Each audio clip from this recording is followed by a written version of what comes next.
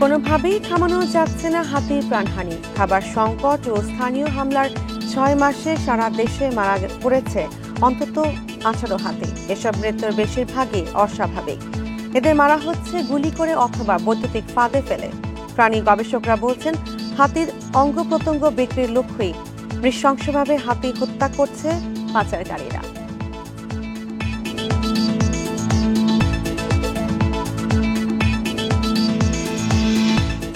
আর এ নিয়ে প্রতিবেদন থাকছে এখনকার সংবাদে। স্বাগত সকাল 9টার বিরতিহীন ইন্ডিপেন্ডেন্ট সংবাদের সঙ্গে আছে আমি সাজমিন হাসান। এবার জানিয়ে দিচ্ছি শিরোনাম। পরোয়ানা ছাড়াই গ্রেপ্তারে সংশোধন হচ্ছে ট্রাইব্যুনাল বিধিমালা, প্রজ্ঞাপন আসছে শিগগিরই।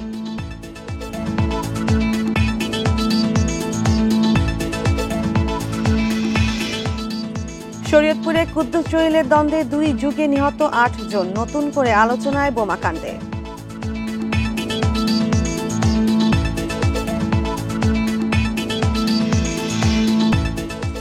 অর্থ লোপাট, যৌন হয়রানিতে অভিযুক্ত বিএডিভিএস এর নজরুল বাসার কাজে অফিস কর্মচারী।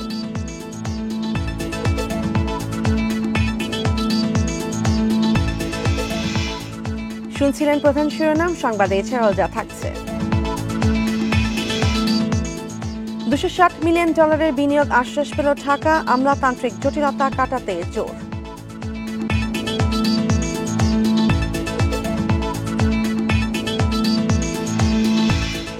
ভারতের ট্রান্সশিপমেন্ট সুবিধা বাতিলে বড় সংকট নেই, তৃতীয় দেশে রপ্তানির খরচ বাড়বে।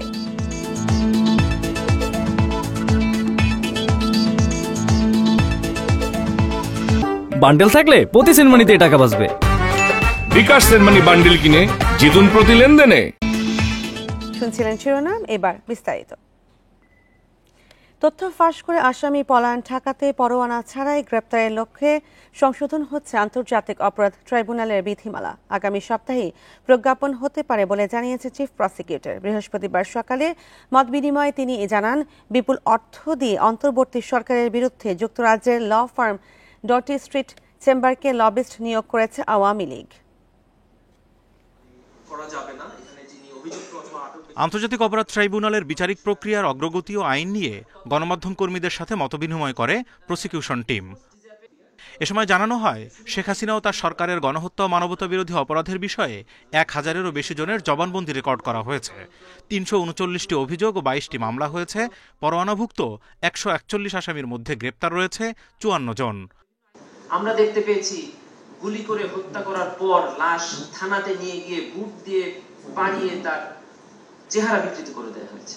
জীবন বাঁচানোর জন্য ছাদের কার্নিশে ঝুলে রয়েছে, তার কাছে গিয়ে সেই কার্নিশ পর্যন্ত গিয়ে তাকে কাছ থেকে বারবার 7টা গুলি করা হয়েছে। আমরা যদি এর বিচার করতে না পারি, তাহলে এর চেয়ে দুর্ভাগ্য, এর চেয়ে অযোগ্যতা এই ইতিহাসে এই জাতির জন্য আর হবে। চিফ প্রসিকিউটর জানান, রুয়ান্ডা, কম্বোডিয়া, যুগোস্লাভিয়া সহ আলোচিত গণহত্যার বিচারের তুলনায় বাংলাদেশের তদন্ত অনেক দ্রুত হচ্ছে। তারপরও প্রয়োজনীয় সময় দিতে হবে। হাসিনা সহ গুরুত্বপূর্ণ 4 মামলার চূড়ান্ত প্রতিবেদনও শেষ পর্যায়ে। এই অপরাধের বিচারের প্রক্রিয়াটা ডিফারেন্ট, অনেকগুলো জায়গায় ডিফারেন্ট। এখন আমি ইমাম হাসান তাইমেরটা দেখেছি যে একজনে গুলি করেছে, আইডেন্টিফাই হয়েছে। বাকি যে আরো 1000টা, সেগুলো আইডেন্টিফাই করা, সেগুলোর পেছনে কারা কারা ছিল সেটা ইনভলভ করা। দৃশ্যমান যে গুলি করেছে সেটা হলো একটা পর্ব, পেছনে কারা কমান্ডার ছিল সেটা আরেকটা পর্ব, ওইখানে কারা কারা অফিসিয়ালি দায়িত্বে ছিল সেটা আরেকটা পর্ব, তাদেরকে গুলি করার হুকুম দিয়েছে কে সেটা আরেকটা পর্ব। প্রশাসন ও আইন শৃঙ্খলা বাহিনীর বিরুদ্ধে অসহযোগিতার অভিযোগ তুলে প্রসিকিউশন জানায়, আসামি গ্রেপ্তার আরো দ্রুত করতে বিধি সংস্কার করা হচ্ছে। রুলস অফ প্রসিডিউর অ্যামেন্ডমেন্ট হবে এবং এটার জন্য কোনো অর্ডিন্যান্স জারির প্রয়োজন হবে না। ট্রাইব্যুনাল এটা ডিসিশন নেওয়ার পরে এটা প্রজ্ঞাপন আকারে প্রকাশ হলে এটা আইনে পরিণত হবে। সেটার প্রক্রিয়া চলছে, 1 সপ্তাহের মধ্যে আশা করছি হয়ে যাবে। প্রসিকিউশন জানায়, বিচার কাজে বাধা দেওয়া ও আইসিসিতে অন্তর্বর্তী সরকারের বিরুদ্ধে মিথ্যা অভিযোগ আনতে যুক্তরাজ্যে লবিস্ট ফার্ম নিয়োগ দিয়েছে আওয়ামী লীগ সরকারের অভিযুক্তরা। Zahidul Bashar, independent news, Dhaka. বন্দি বিনিময় চুক্তির মাধ্যমে শেখ হাসিনাকে ফেরানোর চেষ্টা করছে সরকার, জানিয়েছেন স্বরাষ্ট্র উপদেষ্টা জাহাঙ্গীর আলম চৌধুরী। এদিকে মানবতা বিরোধী অপরাধের মামলায় আওয়ামী লীগের 10 মন্ত্রীর বিরুদ্ধে রেড নোটিশ জারি করতে ইন্টারপোলের কাছে আবেদন জানিয়েছে ট্রাইব্যুনালের প্রসিকিউশন। গণ অভ্যুত্থানের মুখে গেল বছরের 5 আগস্ট পালিয়ে ভারতে চলে যান শেখ হাসিনা। তাকে ফিরিয়ে দেওয়ার বিষয়ে সরকারের চিঠির জবাব দেয়নি ভারত। বৃহস্পতিবার দুপুরে সুনামগঞ্জের শান্তিগঞ্জ থানা পরিদর্শনে গিয়ে স্বরাষ্ট্র উপদেষ্টা জানান, দেশটির সঙ্গে অপরাধী প্রত্যাবাসন সংক্রান্ত চুক্তির আওতায় শেখ হাসিনা ও আওয়ামী লীগ মন্ত্রী এমপিদের ফেরানোর চেষ্টা চলছে। ইন্ডিয়ার সাথে আমাদের একটা চুক্তি আছে যে যদি ক্রিমিনালদের হ্যান্ড ওভার করার, এই চুক্তির আন্ডারে হয়তো আনার চেষ্টা করা হবে। নিজস্ব কিছু হাতিয়ারও তো আমরা হারাইছি, ওইগুলো তো আমাদের সব কটা উদ্ধার করা যায়নি। আমরা চেষ্টা করতেছি ওইগুলো উদ্ধার করার জন্য। ইসরায়েল বিরোধী বিক্ষোভের সময় লুটপাটের ঘটনায় কাউকে ছাড় দেওয়া হবে না বলেও জানান জাহাঙ্গীর আলম চৌধুরী। এদিকে আওয়ামী লীগের সরকারের পলাতক 10 মন্ত্রীর বিরুদ্ধে রেড নোটিশ জারি করতে ইন্টারপোলের কাছে আবেদন জানিয়েছে প্রসিকিউশন। এদের মধ্যে উল্লেখযোগ্য হলেন ওবায়দুল কাদের, হাসান মাহমুদ, মোহাম্মদ আলী আরাফাত, জাহাঙ্গীর কবি নানক, মহিবুল হাসান চৌধুরী, নসরুল হামিদ বিপু। কোর্টের আদেশ এবং আমাদের চিঠি সহ মিনিস্ট্রি অফ হোম অ্যাফেয়ার্স এর কাছে যায় এবং হোম অ্যাফেয়ার্স এর আন্ডারে অর্থাৎ ইন্সপেক্টর জেনারেল অফ পুলিশের অফিসের একটা আলাদা সেকশন আছে, সেখান থেকে এটা ইন্টারপোলের কাছে পাঠানো হয়। এই 10 জনের বিরুদ্ধে আমরা রেড নোটিশের জন্য সমস্ত ডকুমেন্ট তৈরি করে আমাদের অফিস থেকে ইন্সপেক্টর জেনারেল অফ পুলিশের অফিসে পাঠিয়েছি এবং তারা সেখান থেকে যথা নিয়মে এটা ইন্টারপোলের কাছে পাঠাবে। এর আগে শেখ হাসিনার বিরুদ্ধে রেড নোটিশ জারির আবেদন জানানো হয়েছিল। আপনারা সাড়া দিয়েছেন। Sajjad Hossain, independent news, Dhaka. দেশের মানুষ চায় অন্তর্বর্তী সরকার আরো 5 বছর ক্ষমতায় থাকুক। সরকারের কর্মকাণ্ডে দেশের মানুষ খুশি বলেও মন্তব্য করেছেন স্বরাষ্ট্র উপদেষ্টা জাহাঙ্গীর আলম চৌধুরী। বৃহস্পতিবার দুপুরে সুনামগঞ্জের শান্তিগঞ্জ থানা পরিদর্শনে গিয়ে তিনি এই কথা বলেন। পরিস্থিতি আগের থেকে ভালো হয়েছে, রাস্তা থেকে আমরা বলতেছেন আপনারা আরো 5 বছর থাকেন, আগের থেকে অনেক বাড়ছে এবং আরো বাড়বে। 2 যুগ ধরে শরীয়তপুরের বিলাসপুরে অর্ধ শতাধিক সংঘর্ষে 8 জন নিহত এবং আহত হয়েছেন 1000-এর বেশি। এদের মধ্যে চিরতরে পঙ্গু হয়েছেন শতাধিক মানুষ। গত 5 এপ্রিলের সংঘর্ষে শতাধিক হাতবোমা ফাটিয়ে নতুন করে আলোচনায় আওয়ামী লীগের 2 নেতা কুদ্দুস ব্যাপারী ও জলিল মাতবর। পুলিশ বলছে জড়িতদের গ্রেপ্তারের পাশাপাশি বোমা সংগ্রহ উৎস খুঁজে বের করা হবে। কুদ্দুস ব্যাপারী ও জলিল মাতবরের মধ্যে জাজিরা উপজেলার আহসানুল্লাহ মুন্সিকান্দি, দুর্বাডাঙ্গা ও বিলাসপুর এলাকার আধিপত্য নিয়ে বিরোধ 2 যুগ ধরে। 2001 সাল থেকে তাদের মধ্যে সংঘর্ষ হয়েছে অন্তত 7 বার। এতে 8 জন নিহত এবং সহস্রাধিক মানুষ আহত হন। বোমের আঘাতে আমার হাতটা চলে গেছে। আমার বয়স 33 বছর। আমি আরেকজনের হাত দেখলে আমার খুব কষ্ট লাগে। এই বিষয়গুলো প্রশাসন যদি সমাধান করে এমন মনে হয়ে যায়, কারণ এই দেশে কারা গণ্ডগোল করে এরা প্রশাসন অবশ্যই জানে। আদম ব্যবসা, অবৈধ স্বর্ণ ও বালু ব্যবসার সাথে জড়িত এই 2 নেতা। তাদের সমর্থকরা নওগাঁ, নরসিংদী ও ঢাকা থেকে সরঞ্জাম সংগ্রহ করে হাতবোমা তৈরি করেন বলে জানিয়েছে এলাকাবাসী। বম ছাড়া তো মাইর হয় না বিলাসপুরে। ওনা যদি বম লাগে 500 ব্যবহার করে, আমাকে তো 100টা লাগে। তো ওই সময় আমরা 1000 টাকা দেয় ওনাদের থেকে ক্রয় করে আই না, ওইগুলো আমরা করি। এই গন্ডগোল 4 মাস 5 মাস থামিয়ে থাকে, আবার দোনো দফায় মারামারি করে। এই কারণে আমাকে ছোট ছোট পোলাপান নাইনাতকুলা স্কুল লেখাপড়া যাইতে না, রোডে করে বম পড়ে আতঙ্ক হয়ে যায়। 5 আগস্টের পর বৈষম্য বিরোধী ছাত্র আন্দোলনে হত্যা মামলায় গ্রেপ্তার হন জলিল মাতবর। অন্যদিকে গত 5 এপ্রিল সংঘর্ষের পর ঢাকা থেকে গ্রেপ্তার হন কুদ্দুস ব্যাপারী। পুলিশ বলছে দলীয় ছত্রছায়ায় বেপরোয়া হয়ে ওঠেন তারা। এই এলাকার বিষয়টা একটু ভিন্ন মাত্রায়, যে এখানে ককটেলের বিস্ফোরণ ঘটে। এই ব্যাপারে আমরা তথ্য উপাত্ত সংগ্রহ করতেছি। যারা মূল অপরাধী তারা তো পলিটিক্যাল গভর্নমেন্টের সাথে কোনো জড়িত, তারা তো পদ হোল্ড করে, তারা ওই সময় তারা কর্মতার অপব্যবহার করেছে। শরীয়তপুর, ঢাকা সহ বিভিন্ন থানায় কুদ্দুস ব্যাপারীর বিরুদ্ধে 47টি ও জলিল মাতবরের বিরুদ্ধে 50টি বিস্ফোরক, মানব পাচার সহ বিভিন্ন মামলা রয়েছে। Independent news. চট্টগ্রামের সীতাকুণ্ডে মুরাদপুর ইউনিয়ন যুবলীগের যুগ্ম সম্পাদক মুসলিম উদ্দিনকে কুপিয়ে হত্যা করেছে দুর্বৃত্তরা। বৃহস্পতিবার সন্ধ্যা 6টার দিকে ইউনিয়নের বেড়িবাঁধ এলাকায় এই ঘটনা ঘটে। স্থানীয়রা জানায় এই সময় নির্মাণাধীন একটি কারখানার পাশে ছিলেন মুসলিম উদ্দিন। এ সময় 10 থেকে 12 জনের একটি দল দেশীয় অস্ত্র নিয়ে তার উপর হামলা চালায়। এলোপাতাড়ি কুপিয়ে পালিয়ে যায় দুর্বৃত্তরা। গুরুতর অবস্থায় চট্টগ্রাম মেডিকেলে নেওয়া হলেও বাঁচানো যায়নি তাকে। মুসলিম উদ্দিন নির্মাণাধীন একটি কারখানার সুপারভাইজার হিসেবে কর্মরত ছিলেন। তদন্ত করে আইনি ব্যবস্থার আশ্বাস দিয়েছে পুলিশ।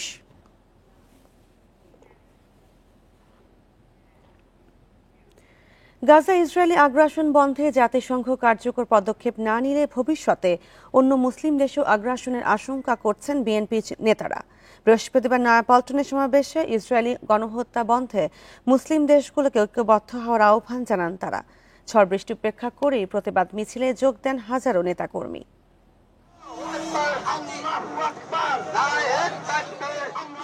গাজায় ইসরায়েলি গণহত্যার প্রতিবাদে বিএনপির এ প্রতিবাদ কর্মসূচি। বৃহস্পতিবার দুপুর থেকে খণ্ড খণ্ড মিছিল নিয়ে নয়াপল্টনে জড়ো হন বিএনপি ও এর অঙ্গ ও সহযোগী সংগঠনের নেতাকর্মীরা।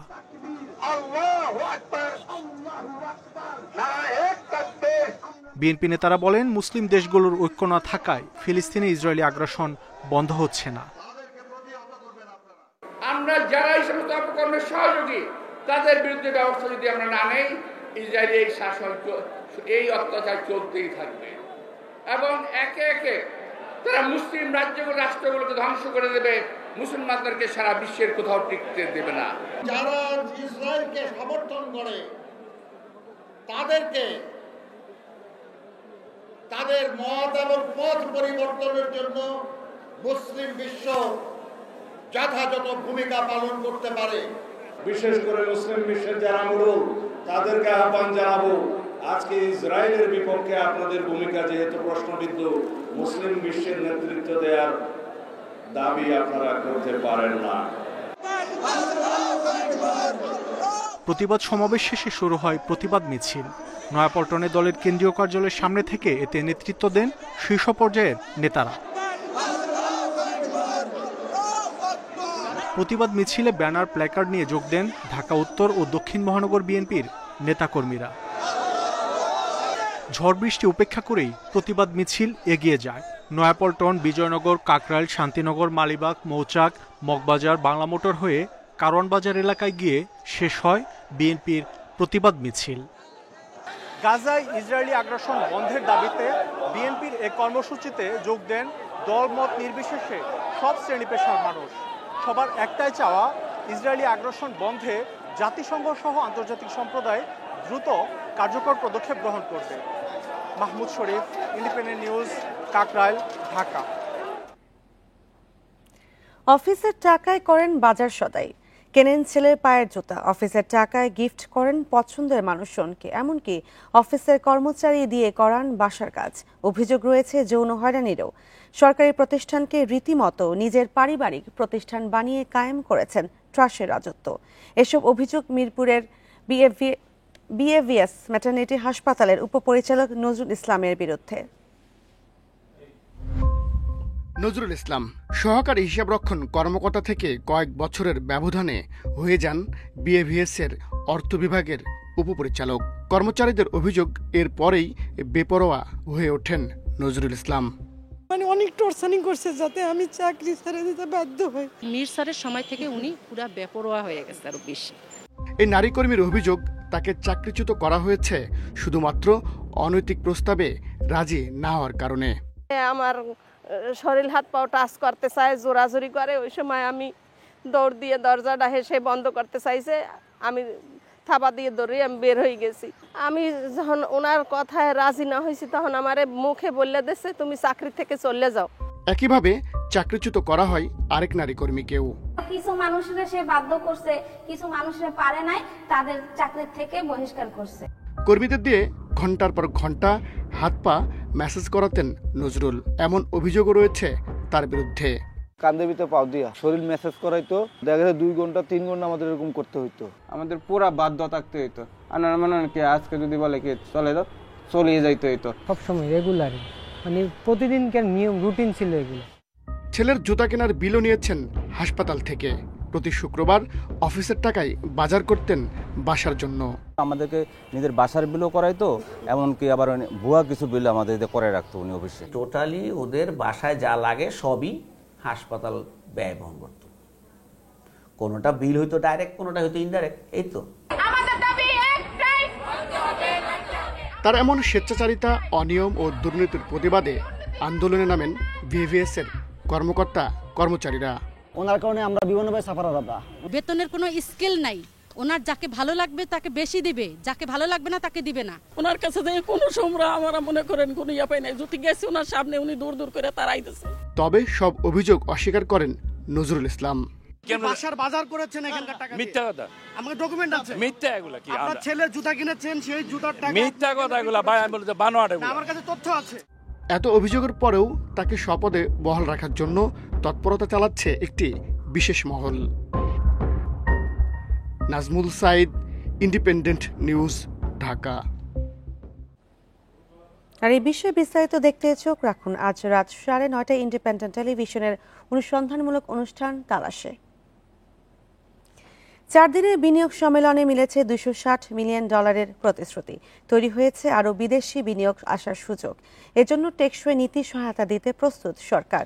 বৃহস্পতিবার রাজধানীর হোটেল ইন্টারকন্টিনেন্টালে সম্মেলনের সমাপনী ব্রিফিংয়ে এসব কথা জানান বিডার বিজনেস ডেভেলপমেন্ট বিভাগের প্রধান নাহিয়ান রহমান। বৃহস্পতিবার ঢাকায় শেষ হলো 4 দিনের বিনিয়োগ সম্মেলন। এতে অংশ নেয় 50 দেশের 4 শতাধিক ব্যবসা প্রতিষ্ঠানের প্রতিনিধি। সম্মেলন শেষে দিনের বিকেলে সংবাদ সম্মেলন করে বিডার head of business development Nahiyan Rahman জানান, প্রাথমিকভাবে চীনের কোম্পানি হান্ডা বাংলাদেশে $150 মিলিয়ন বিনিয়োগ করবে। আর দেশীয় প্রতিষ্ঠান সপাপে এসেছে $110 মিলিয়ন বিনিয়োগ। আরও অনেকের সঙ্গে বিনিয়োগ পেতে আলোচনা চলছে। হান্ডার $150 মিলিয়ন, যেটা একেবারে এই আপনার সামিটেই সই হয়েছে। তার আগে ওই দিন গতকালকে সকালবেলায় আমরা জানলাম যে আমাদের শপআপ যে স্টার্ট আপের যে বিজনেস আছে ওখানে $110 মিলিয়নের মতো ইনভেস্টমেন্ট এসেছে। ওটা একেবারে আমাদের সামিটের থ্রুতে এসেছে। এটা মানে কোনো কিছুই আসলে একদিনে হয় না, তো এগুলো অনেক দিনের কাজের ফলে আসে আর কি। তো এই বড় দুইটা আমরা অলরেডি গতকালকে জেনেছি। সম্মেলনে নীতি ধারাবাহিকতার অভাব, দুর্নীতি সহ বিভিন্ন চ্যালেঞ্জের কথা তুলে ধরেন বিদেশি বিনিয়োগকারীরা। এসব আমল নিয়ে আমলাতান্ত্রিক জটিলতা দূর করার পাশাপাশি টেকসই নীতি সহায়তায় কাজ চলছে বলেও জানান বিডা কর্মকর্তা। শুধু এনবিআরই না, অন্যান্য সরকারি প্রতিষ্ঠানগুলোর সাথেও বিডা কিভাবে কাজ করে মোর লাইক ওই যে ওয়ান স্টপ সার্ভিস, যেটাকে একেবারে ডিজিটাল না ম্যানুয়ালি, যাতে করে আমরাই আসলে এই জিনিসপত্রগুলোকে ইনভেস্টরদের জন্য খুব সহজ করে দিতে পারি, সেটার জন্য কাজ চলছে। যুক্তরাষ্ট্রের বাড়তি শুল্কের কারণে বিশ্বের অন্য সব দেশের তুলনায় বাংলাদেশে বিনিয়োগের সুযোগ তৈরি হয়েছে বলেও মনে করে BIDA. Shahid Ahmed, independent news, Dhaka. Startup খাতে বিনিয়োগ 50% বাড়াতে নীতি সহায়তার পাশাপাশি প্রযুক্তিপণ্য রপ্তানি $5 বিলিয়ন উন্নীত করার কাজ করছে সরকার। বিনিয়োগ সম্মেলনের শেষ দিনে বৃহস্পতিবার প্রধান উপদেষ্টার টেলিযোগাযোগ ও প্রযুক্তি বিষয়ক বিশেষ সহকারী ফয়েজ আহমেদ এ তথ্য জানান। তিনি বলেন, বিনিয়োগ সহজ করতে জুলাইয়ের মধ্যে নতুন নীতিমালা আর সাইবার নিরাপত্তা অধ্যাদেশ চলতি মাসেই। বাংলাদেশ বিনিয়োগ সম্মেলনের শেষ দিনে ডিজিটাল অর্থনীতি নিয়ে আলোচনায় অংশ নেন টেলিযোগাযোগ ও প্রযুক্তি খাতের দেশি বিদেশি উদ্যোক্তারা। জানান তাদের বিনিয়োগ অভিজ্ঞতা। যারা এখানে বিনিয়োগ করতে চান তারা গ্রামীণফোনের 28 বছরের পথ চলা দেখতে পারেন।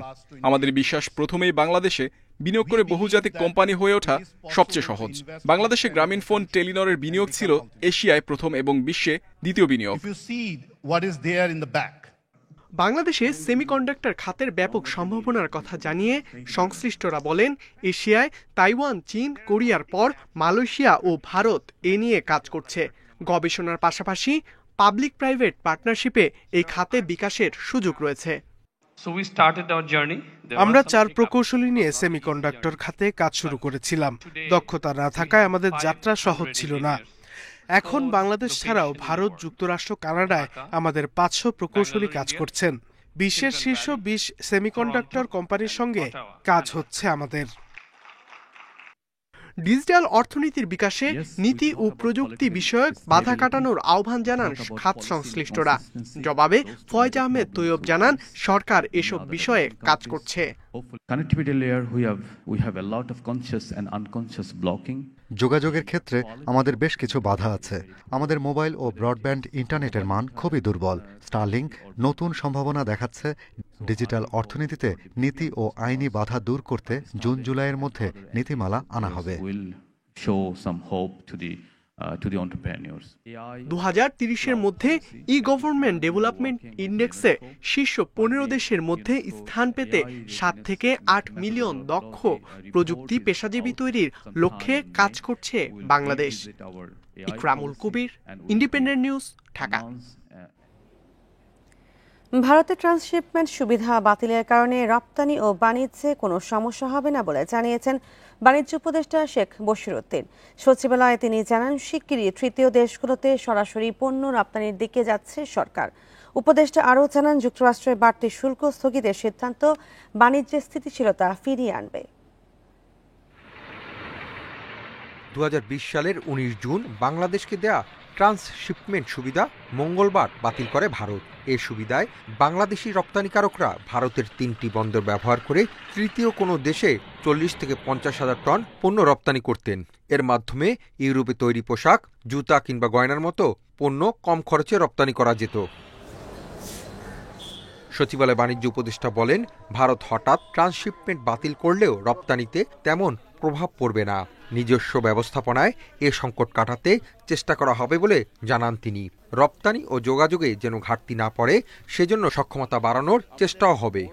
আমাদের নিজস্ব সক্ষমতায় আমাদের যেন প্রতিযোগিতার সক্ষমতায় কোনো ঘাটতি না পড়ে এবং আমাদের রপ্তানির ক্ষেত্রে যোগাযোগের জন্য কোনো ঘাটতি না পড়ে, সেই ক্ষেত্রে আমরা সকল ব্যবস্থা নিচ্ছি। আমরা আশা করি ইনশাল্লাহ আমরা এটা উচ্চারণ করব।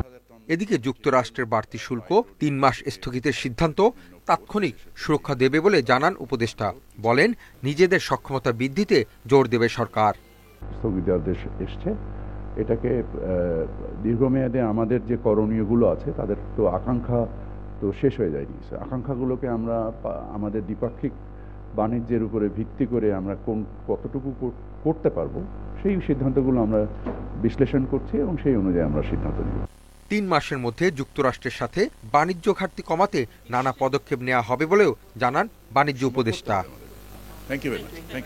Hasib Mahmud Shah, independent news, Dhaka. বাংলাদেশের রপ্তানি পণ্যের ট্রান্সশিপমেন্ট সুবিধা বাতিলে বড় ধরনের সংকট দেখছে না ব্যবসায়ীরা। তারা শাহজালাল বিমানবন্দরের সক্ষমতা বাড়ানো ও কার্গো ভাড়া প্রতিযোগিতামূলক করার দাবি জানিয়েছেন। অর্থনীতিবিদরা বলছেন, নেপাল, ভুটানে পণ্য রপ্তানি ট্রানজিট সুবিধা বহাল রেখেছে ভারত।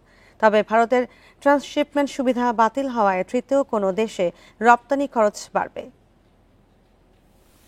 আন্তর্জাতিক ক্রেতাদের চাহিদা পূরণে সময়মতো পণ্য পাঠাতে আকাশপথও ব্যবহার করতে হয়।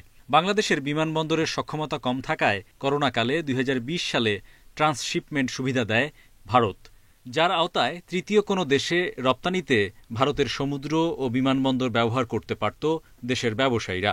এই সুবিধা সবচেয়ে বেশি ব্যবহার করে পোশাক রপ্তানিকারকরা।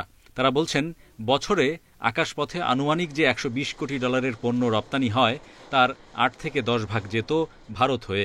সেক্ষেত্রে কার্গো ভাড়া বাঁচত 25 থেকে 30 ভাগ পর্যন্ত। ওখানে আমরা দেখতাম যে সবসময় 25 to 30% চিপার থাকতো, আর আমাদের এয়ারপোর্টে একটা ব্যাকলগ হতো, ওটার জন্যই আমরা কলকাতায় যেতাম।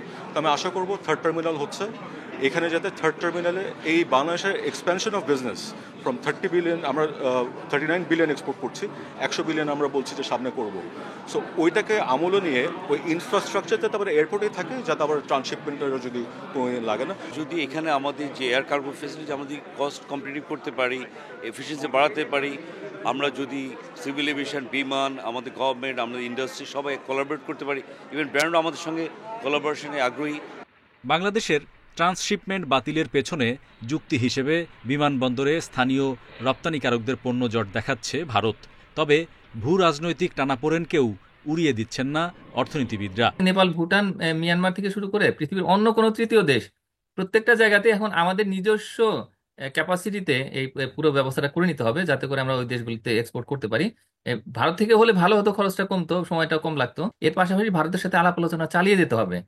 ট্রান্সশিপমেন্ট সুবিধা প্রত্যাহারের পর বুধবার বেনাপোল বন্দর থেকে 4টি মালবাহী ট্রাক ঢুকতে দেয়নি ভারত। Hari Saha, Independent news, Dhaka. কোনোভাবেই থামানো যাচ্ছে না হাতির প্রাণহানি। খাবার সংকট ও স্থানীয়দের হামলায় 6 মাসে সারা দেশে মারা পড়েছে অন্তত 18টি। এসব মৃত্যুর বেশিরভাগই অস্বাভাবিক। মারা হচ্ছে গুলি করে অথবা বৈদ্যুতিক ফাঁদে ফেলে। প্রাণী গবেষকরা বলছেন, অঙ্গ প্রত্যঙ্গ বিক্রির লক্ষ্যই নৃশংসভাবে হাতি হত্যা করছে পাচারকারীরা। ৮ এপ্রিল ফাঁসিয়াখালীর জলদি রেঞ্জের মনুরমার ঝিরিতে একটি হাতিকে হত্যা করে নখ ও দাঁত কেটে নেওয়া হয়। বেশ কয়েক বছরের মধ্যে হাতির প্রতি এমন নৃশংসতার জরিপ নেই। ২৮ মার্চ একই এলাকায় আরেকটি হাতির রহস্যজনক মৃত্যু হয়। রাঙামাটির রাজস্থলীতে গর্ভবতী বুনো হাতি মারা যায় ১১ মার্চ। ২ দিন পর কক্সবাজারের উখিয়ায় গুলি করে হত্যা করা হয় আরেকটি হাতিকে। এছাড়াও গত বছর নভেম্বরে কক্সবাজারের ট্রেনের ধাক্কায় হাতির মৃত্যু হয়। এ নিয়ে ৬ মাসে ১৮টি হাতি মারা গেছে, যার বেশিরভাগই অস্বাভাবিক। ফসলের ক্ষেত রক্ষা করার ক্ষেত্রেও আগের যে কোনো সময় চাইতে অনেকটা অসহিষ্ণু বলে আমার মনে হয়েছে আর কি। এবং এমনকি বনভূমি, বনের পরিবেশ, প্রাকৃতিক অবস্থা এগুলো ধ্বংস করতেও মানুষ দ্বিধা করছে না। গবেষকেরা বলছেন, খাবার সংকটে হাতির মৃত্যুর চেয়ে গুলি ও বৈদ্যুতিক তারের ফাঁদে হত্যা হচ্ছে বেশি। মাড়ির দাঁত পর্যন্ত কেটে নিয়ে যাওয়ার যে প্রবণতা দেখা গেছে, বা কেউ কেউ বলেছেন মাংস চুরি হয়েছে, সেটা যদি হয়ে থাকে এইটা দারুণভাবে সামাজিক অবক্ষয়। এটার একটা কঠিন ব্যবস্থা নেওয়া উচিত। এবং এর আগে আরো যেটা নেওয়া উচিত ছিল, গুলি করে যেটা হাতি মারা হয়েছিল, সবাই বলছেন সেই গুলিকারকটি কে, তাদের বিচার হয়নি কেন? এটা তো স্বল্প সময় সরকার, তারা তো যে কোনো সময় সিদ্ধান্ত নিতে পারেন। পরিবেশ ও বন উপদেষ্টা বলছেন, বনের হাতি রক্ষায় বিশেষ পরিকল্পনা নেওয়া হয়েছে। বিচরণের জায়গাসহ স্থানীয়ভাবে সংরক্ষণে গুরুত্ব দেওয়া হচ্ছে। কিছু কিছু খাস জায়গা আমরা বরাদ্দ চাচ্ছি, যেগুলোতে আমরা হাতির চলাচল উপযোগী, হাতির খাদ্য উপযোগী আবাস করে দিতে পারবো, যাতে করে মানুষের সাথে হাতির যে দ্বন্দ্বটা এটা কমে আসে। যে এলাকার মানুষ, তাকে সেখানকার ইয়ারটি করে প্রশিক্ষণ দিয়ে ওখানে নিয়োজিত করা হচ্ছে, যাতে বোরো ধান পাকার সময় হাতি মানুষের দ্বন্দ্বটা আর প্রকট না হয়। ১৯৮০ সালে প্রথম জরিপে দেশে হাতি ছিল ৩৮০টি। ২০০০ সালে তা কমে দাঁড়ায় ২৩৯টিতে। সবশেষ ২০১৬ সালের জরিপে হাতি ছিল ২৬৮টি। এরপর আর জরিপ হয়নি। এছাড়াও ব্যক্তি পর্যায়ে থাকা পোষা হাতির হালনাগাদ তথ্য জানে না বন বিভাগ। Shahriar Anirban, independent news, Dhaka.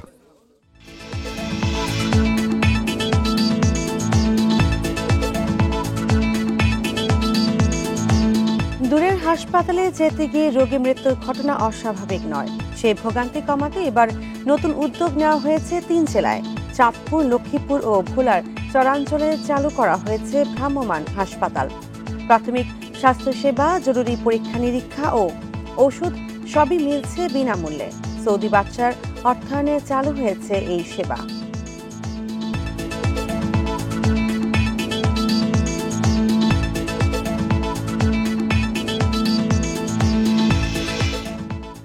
আর এ নিয়ে প্রতিবেদন থাকছে সংবাদের পরের অংশে। নিজের সন্তানকে ক্যামেরার সামনে এনে নিষ্ঠুর আচরণের অভিযোগে ভাইরাল শারমিন শিলাকে গ্রেপ্তার করেছে পুলিশ। বৃহস্পতিবার রাতে সাভারের সমাজসেবা কর্মকর্তার কার্যালয় থেকে তাকে গ্রেপ্তার করা হয়। পুলিশ জানায়, শারমিন শিলা একজন বিউটিশিয়ান ও কন্টেন্ট ক্রিয়েটর। সম্প্রতি তার একটি ভিডিওতে দেখা যায় নিজের শিশু সন্তানকে জোর করে খাওয়াচ্ছেন তিনি। ভিডিওটি শিশু নির্যাতনের শামিল দাবি করে প্রয়োজনীয় ব্যবস্থা নিতে জেলা প্রশাসক বরাবর আবেদন করে সামাজিক সংগঠন একাই ১০০।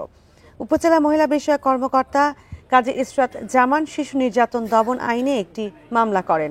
ওই মামলায় গ্রেপ্তার করা হয় শারমিন শিলাকে।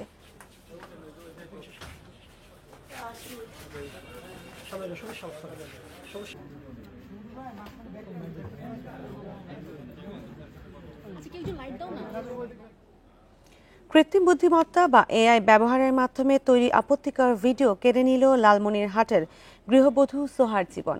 গেল রোববার আত্মহত্যা করেন তিনি। পরিবারের অভিযোগ, অশ্লীল ভিডিও তৈরি করে তা ফেক আইডি থেকে ছড়িয়ে দেন ওই গৃহবধূর স্বামীর বোন জামাই নাহিন শেখ মৃদুল।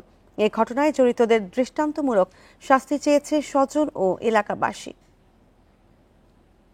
জাপানে স্বামীর সঙ্গে নতুন জীবনের স্বপ্ন দেখছিলেন সুলতানা পারভিন সোহা, কিন্তু একটি আপত্তিকর ভিডিও তছনছ করে দেয় তার জীবন। পরিবারের অভিযোগ, এই বিয়ে মেনে নিতে পারেনি অনিকের বোনজামাই পর্তুগাল প্রবাসী নাহিন শেখ মৃদুল। এ কারণে কৃত্রিম বুদ্ধিমত্তা দিয়ে আপত্তিকর ভিডিও তৈরি করে ছড়িয়ে দেয় সে। 2 মাস ফোনে আমার মেয়েকে শুধু একটু ভালো ব্যবহার করতে, তারপর থেকে ওরা ফোনেই আমার মেয়েকে নির্যাতন চালাইছে। মৃত্যুর আগে লিখে যান 3 পৃষ্ঠার সুইসাইড নোট।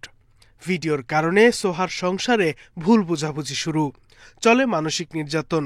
পরবর্তীতে জানা যায় ভিডিওটি ভুয়া।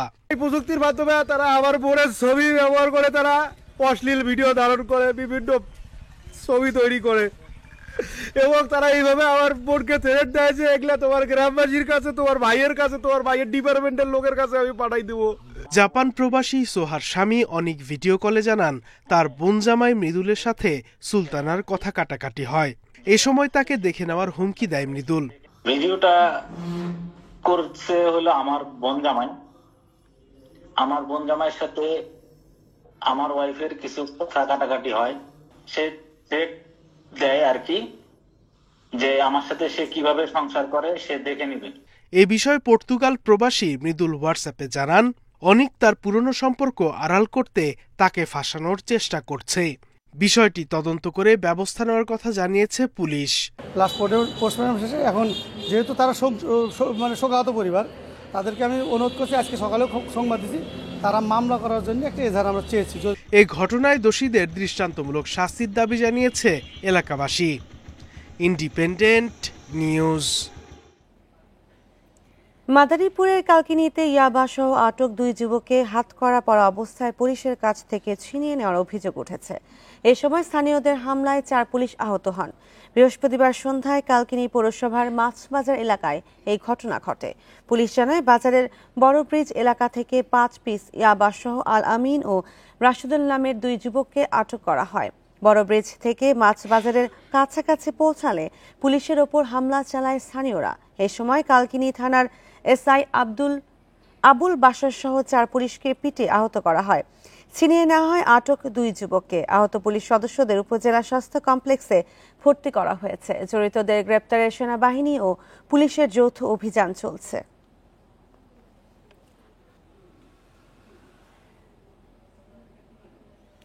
পানির সংকট বাড়ছে নোয়াখালী ও ফেনীর বিভিন্ন উপজেলায়। গরম বাড়ার সাথে সাথে শুকিয়ে যাচ্ছে পুকুর, খাল সহ বিভিন্ন জলাশয়।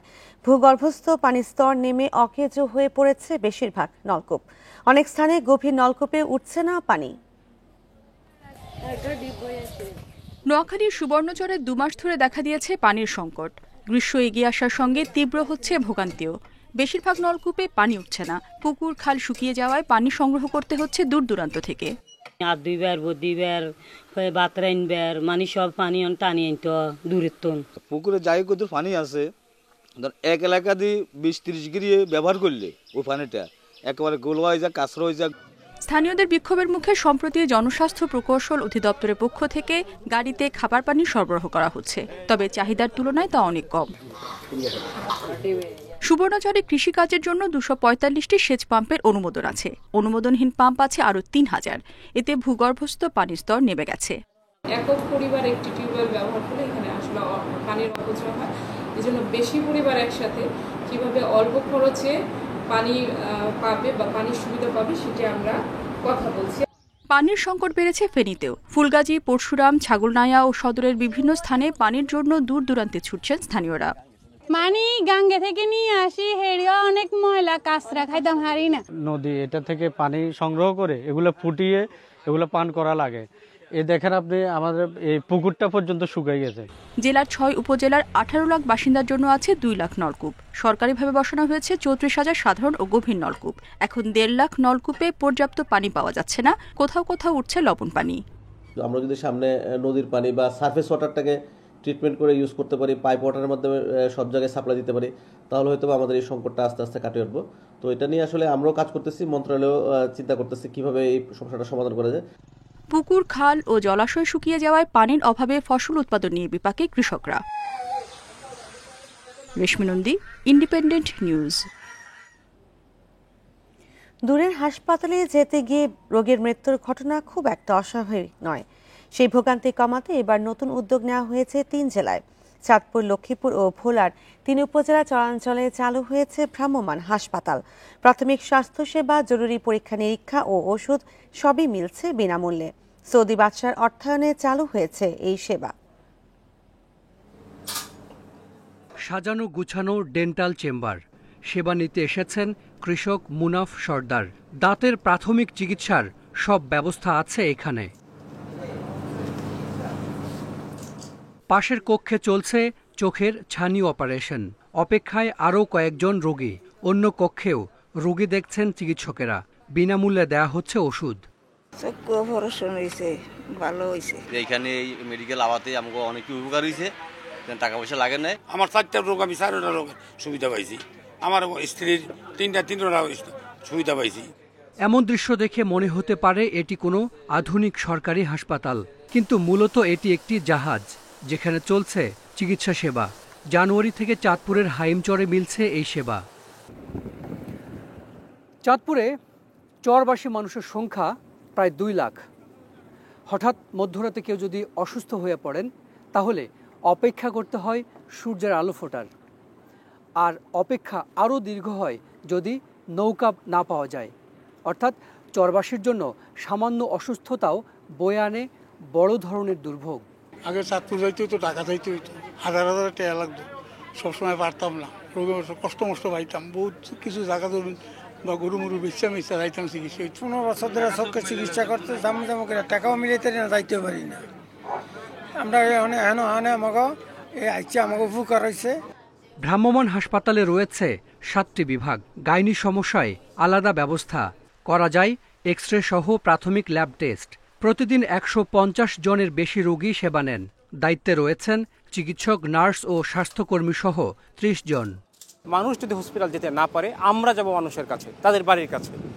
যেখানে চর, যেখানে নদী আছে, সেইখানে লঞ্চ গিয়ে ভিড়ে যাবে মানুষের বাড়ির কাছে। সেখানে গিয়ে আমরা প্রাথমিক স্বাস্থ্য পরিচর্যা এবং এসেনশিয়াল হেলথ কেয়ার, যেটা অত্যাবশ্যকীয় সেবা, সেগুলো তাদের বাড়ির কাছে গিয়ে আমরা দিব। 2023 সাল থেকে 12 জেলার 13 উপজেলায় আরও 4টি ভ্রাম্যমাণ হাসপাতাল চলছে। সৌদি আরবের অর্থায়নে চলবে 5 বছর। এরপর চলবে সরকারের অর্থায়নে। শুধু বিল্ডিং, যন্ত্রপাতি আর মানুষ দিলেই একটা হাসপাতাল ভালো চলে না। সব পক্ষের আসলে সমন্বয় দরকার, সহযোগিতা করার। এই কাজটা আপনারা করার চেষ্টা করেন। সিকিউরিটি একটা সমস্যা। হাসপাতালটি তত্ত্বাবধান করছে বেসরকারি উন্নয়ন সংস্থা ফ্রেন্ডশিপ। একটি এলাকায় সেবা দেওয়া হয় 3 মাস। Hasan Misba, Independent News, Chandpur. আর এই ছিল এখনকার সংবাদে। ইন্ডিপেন্ডেন্ট টেলিভিশনের সব খবর বিস্তারিত জানতে চোখ রাখুন ফেসবুক, ইউটিউব ও এক্সে। ধন্যবাদ সবাই।